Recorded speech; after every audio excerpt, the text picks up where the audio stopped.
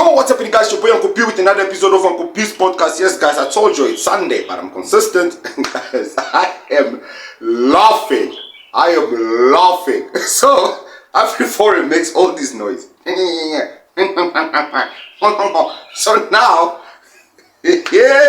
Ziakala. So Donald Trump is like, hey, my people, come. Let's watch this. Many AfriForum came out and said the cost would be too high for the Afrikaner community to take up this deal. And there's a sense that given access to opportunity and given statistically what we know about the economic and financial positioning and conditionalities of white Afrikaner families, they have it relatively well in South Africa compared to what they would have it as in the USA. Would anyone reasonably take up this deal and settle in the US as a refugee? Well, just to give you an indication, in the last 18 hours since this news has broken of the executive order that was signed, we've been inundated with more than 10,000 inquiries from South Africans inquiring about the process of which they could follow to become refugees and which they can relocate with their families to the United States. Annually. So, guys, let's just be specific. White Afrikaans, white South Africans, Afrikaans, white South Africans are the ones requesting, not South Africans. We need to be specific because I'm telling you, the English, the Portuguese, and all that, they're not about this. He says 10,000 people have acquired. So AfriForum is the one that made a big deal out of all this. They are the ones who created this whole situation. Breaking news. 312,000 canceled membership in 3 hours.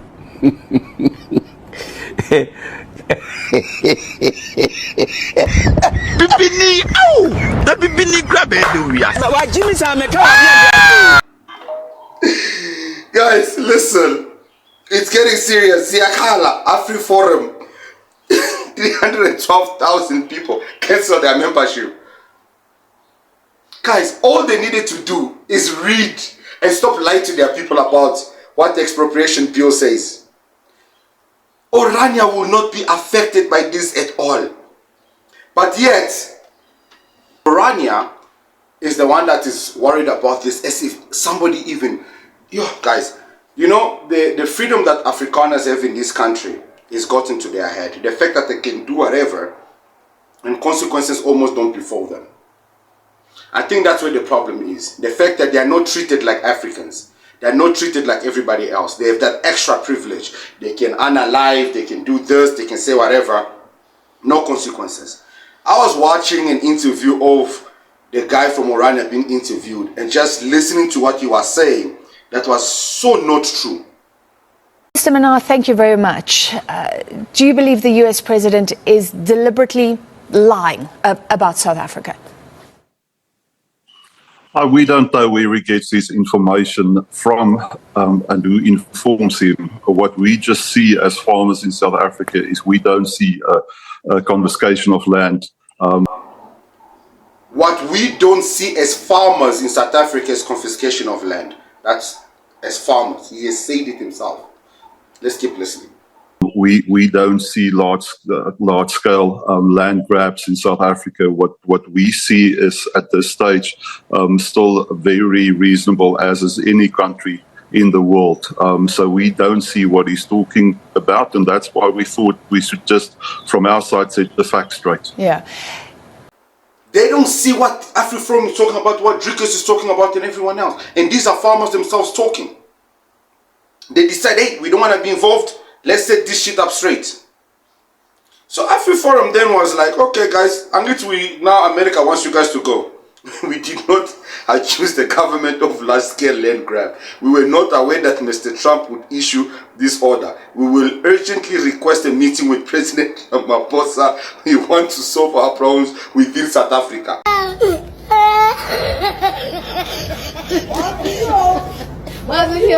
Oh my God, Ow! AfriForum. Now you want to resolve the issues in-house. Was Drickers not there on the stage there promoting your message?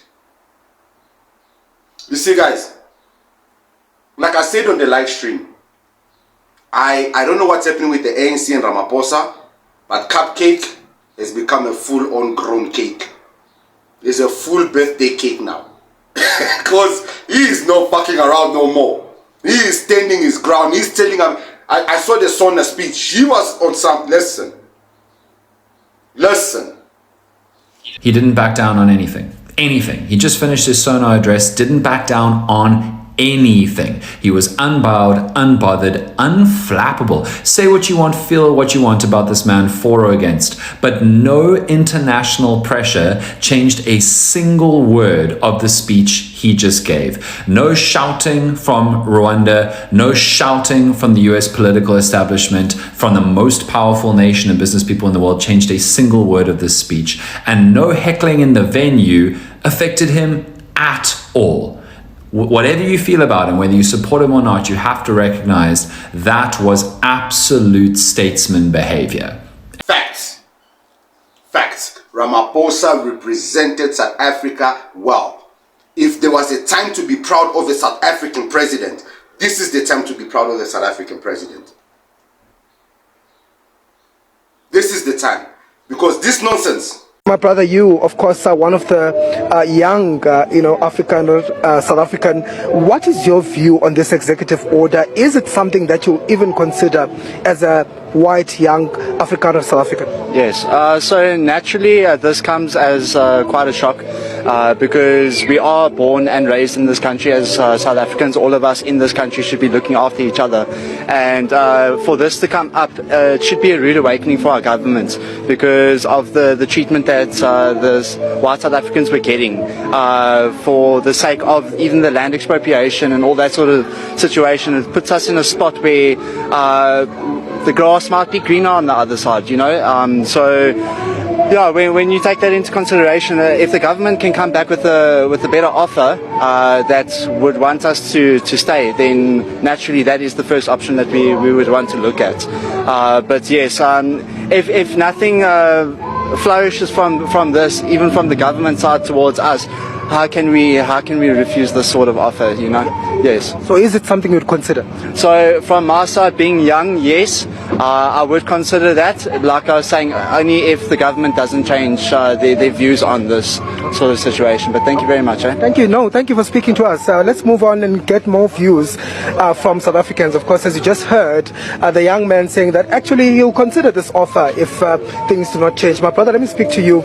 Would you consider that offer, the executive order that offers the refugee status to Afrikaner South Africans to relocate and resettle in the US, or do you think that it's just been blown out of proportion? It's a hard question. It can be taken into a lot of different views, but yeah, if like my colleague said earlier, if South Africa doesn't change and it gets worse, not just for white South Africans, but for any type of farmer, it'll be stupid not taking up an offer like that.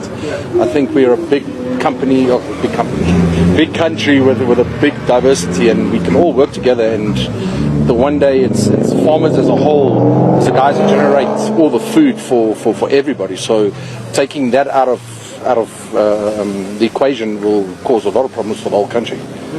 Yeah. So do you think that you consider this offer? Would you consider moving and resettling them?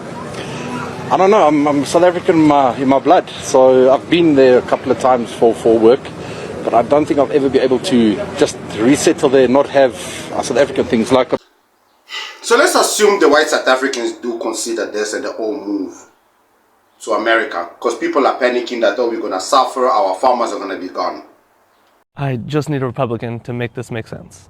Trump pretty publicly ran on migrants, right? Like, no more people coming in. Some of the people that are here have to go. Like, it was pretty public. We all saw it, right? He also just signed an executive order prioritizing the resettlement of South African refugees to the United States.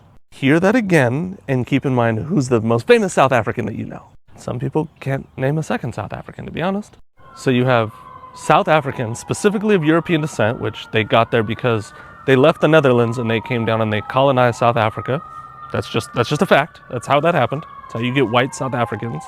And they're now getting priority to come in to America. Priority, like when you're like getting on a plane and they're like, priority, come get on the plane first, immediately, like right now. That's what's happening. I ask all that because, like, the big question behind that for me is, like, is it because they're white? Like, is that it? And if you hit me with the word Jenny and you're like, that's why, where are the executive orders for the other Jennies occurring to get safety here in America? I don't know, but I don't know. Guys, listen. White people are protecting their own. White people are protecting their own. He got rid of Mexicans. There was a Mexican official who deported a lot of people. I don't know if I downloaded that video, but I don't think I did because I didn't think I was going to speak about it. Deported a lot of his own people. Only in the end of the day to find out that his own birth certificate was forged by his father when he was young. And he was facing deportation himself. So this is not about being right, wrong. This is not about getting your documentations the right way. This is about deporting people that are not his skin color. Because how is he accepting South Africans so much easy? Because they are not even American. They are descendants of the Netherlands, Holland. Anyways, guys, what do you guys think? Bayahambe, are we gonna be in trouble? Are you guys ready to become farmers? Are you guys ready to work in the farms?